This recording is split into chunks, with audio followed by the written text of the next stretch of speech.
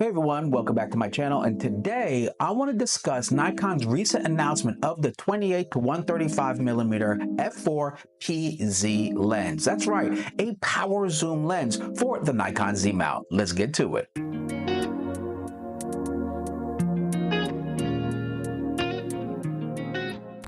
Hey everyone, before we dive deep into my opinions about this move by Nikon, well, I want to take a look at the article by Petapixel about this lens and the announcement and see what their thoughts are, because I really want to try to understand the purpose and the functionality of this particular zoom lens. Let's get to it. Okay, so here we are at petapixel.com about the recent announcement of that Nikkor Z 28 to 135mm f4 power zoom lens, which is great because I've been hearing more and more talk about the power zoom, especially with the Z9, Z8, and Z6 III.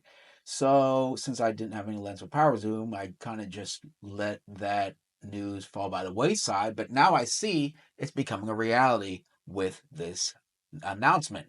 So obviously they announced this lens just 2 days ago. Okay, it's a first full frame. This is Nikon's first full frame video-centric lens, which signifies an obvious shift, which they've already signified a huge shift like a year ago. But nonetheless, actually 2 years ago, right, with the Z9 and everything, about their dedication to video. Anyway, but as far as lenses, this is definitely a shot across the bow. This lens was actually, I believe, first rumors were like a year or so ago before they acquired Red. But regardless, it's here.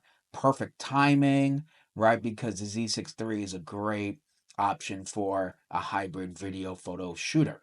So with that said, obviously since the Z9 and acquisition of Red, this is just them even more doubling down on not only providing cinema lenses, but think about it, for the Z mount, which is going to be awesome. That means we don't have to afford to buy a Red to get some great cinema glass. I'm hoping this is not the last. Anyway, so it says here, quick to point out that this is technically not Nikon's first ever foray into video optics. A long time ago, produced a cinema optic for a C mount, which is Cine Nikkor 50 f1.8. So, which is news to me because I didn't know about it. But this, I think, is their serious approach to Z cinema lenses. And here's the other thing: the audience is ready for it, right? The cameras can already do it, keep up, and perform to the utmost when it comes to these new lenses, like this lens right here, as well as the functionality of the power zoom. So I think it's just the timing, really, is the timing, because I certainly didn't know about this. I'm sure some of you may have. I didn't know about a Cine Nikkor, but I can see them now rolling out full steam ahead. Clearly, this is something that complements that vision. Okay, so PZ in the product name, obviously for power zoom. Who would have thought, right? Which is an internal motor to smoothly manage the zoom range via a zoom rocker on the left side of the lens body, which you can see right here. Let me see if I can make this. No, I can't make it bigger, but you see the T and the W.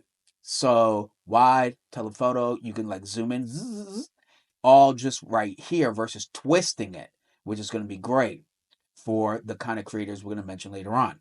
All right. So Nikkor describes it as a standard zoom lens that is compatible with Nikon Z mount full frame FX format mirrorless cameras.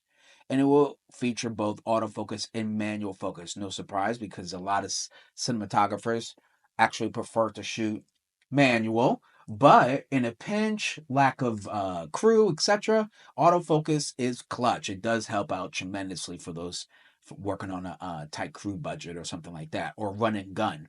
Okay. So see here, the Nikkor Z28 to 135 f4PZ is a standard zoom lens with a power zoom that covers full focal range of 28 to 135 millimeters. Designed to provide ease of use, superior optics for video recording, supporting efficient recording for documentaries, location work by a solo videographer or a small crew. So this announcement is, I think, going to be game changing, quite honestly. Matter of fact, they've already changed the game in terms of what Nikon is to be known for already. But I think this is just even more further commitment, and um why our cameras right now, if you're not utilizing video out of these Nikon cameras, you're definitely losing out on half of what this camera could do. Anyway, but it doesn't include any further details, which I would love to know. But timing is interesting, especially considering Nikon's new ownership of Red. So the timing is right. I mean, just because we hearing it now, this was in development, way before now. So with that said, this thing's probably going to be out, I'm thinking, quite honestly, before the end of the year. Quite honestly, because usually when they do big announcements like this, and with the holiday season coming around, yeah, I might put this in my Christmas list for sure. However, given development timelines, the idea is likely predates acquisition. Exactly. So, like a lens like this, the marketing of it and everything else, I'm gonna say it was back maybe a year or year and a half, maybe even yeah, I'm gonna say at least a year and a half. Okay, that they've been working on it, but it's perfect timing. I don't care about the timing. I'm happy. Now, here's the other thing. I remember this. So, back when the Z9 was announced, a native power zoom remote control tool, it's a creative tool for videographers, cinematographers, was released. Not a lot of people talked about it because obviously buying the Z9 and Z8, everybody was talking about like the photography, really. Like I got the Z9 for the photography aspect, not necessarily for video.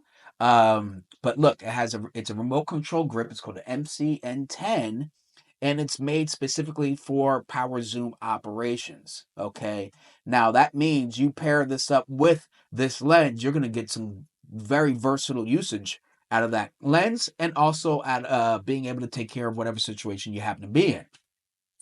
Now, so the MCN10 was announced back in May 2022.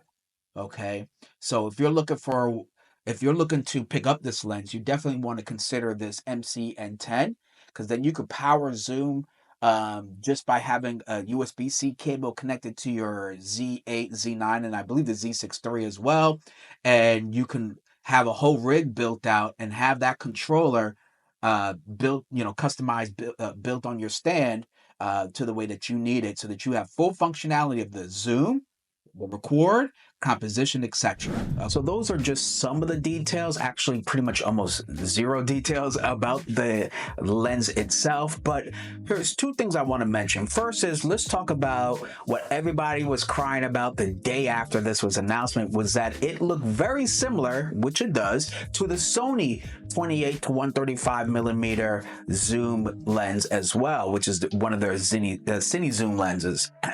Personally, I don't care. I really don't care, because I don't shoot Sony, and I don't think anybody that shoots Sony really honestly cares that Nikon's lens looks similar to the Sony's. No one cares. No Nikon shooter out there was ever looking at that zoom lens by Sony and saying, I wish to God Nikon would produce it. They weren't talking about it, so who cares? I really don't care. I want to know, does it function well? How does that power zoom work? How's the autofocus?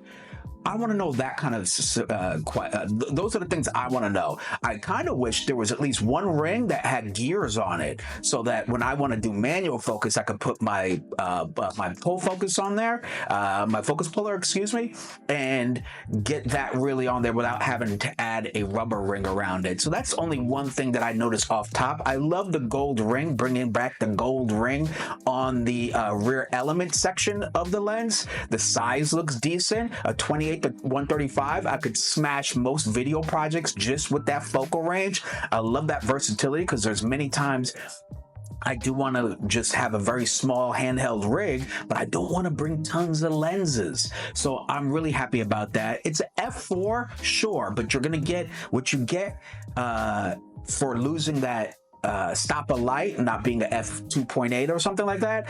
Well, it's the zoom, right? So let's just be honest about that. And the power zoom aspect of it is going to be clutch too. So I'm really excited to see how this lens actually functions. So quite honestly, it could look like Leica's. I really don't care. That's when us fanboys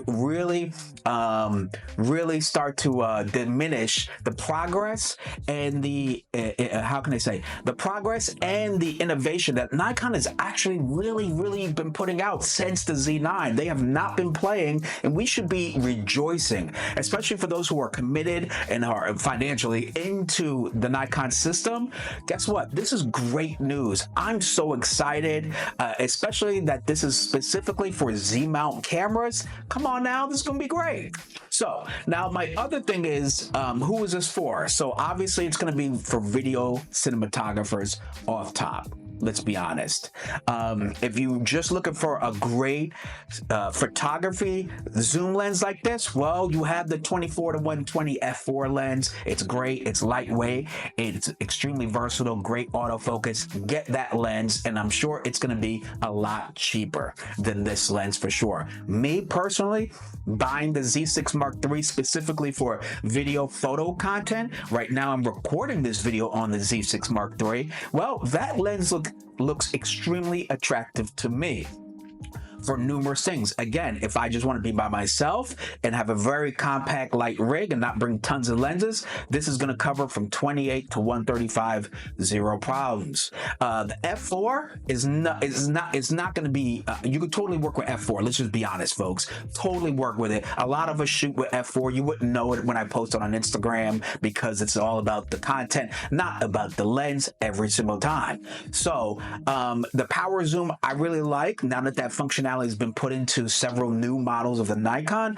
I'd like to actually have a lens that actually can use it, because when I am shooting my documentaries, I like to have that versatility, and that power zoom gives me just that. So I'm going to be excited. I definitely want to know what you think about the announcement of this lens. Is this a lens for you? Who do you think this lens is best for? And most importantly, what price do you think it's going to be at? Personally, I think this lens is going to be roughly around $2,500. Absolutely worth it, quite honestly, because the 24-70, the Plena, the 14 to 24 millimeter f2.8, and the 7200 f2.8 are all priced around that area. So I think $2,500 would be a very fair price. If it's even lower, well, they're going to sell more. Maybe even $19.99 would be phenomenal, because it is an f4. It's not a 2.8. So quite honestly, I could see that $19.99 too, now that I think about it. But anywhere between there, I think it's going to sell well. I definitely would be considering putting this on my list. That's just my comments, concerns. If you enjoyed this video and you would like to see more, don't forget to press that like, that share, that subscribe, and you already know. Hit that bell icon to get more notifications for my upcoming content. I'm Robert Silver, and until next time, keep shooting and stay creative.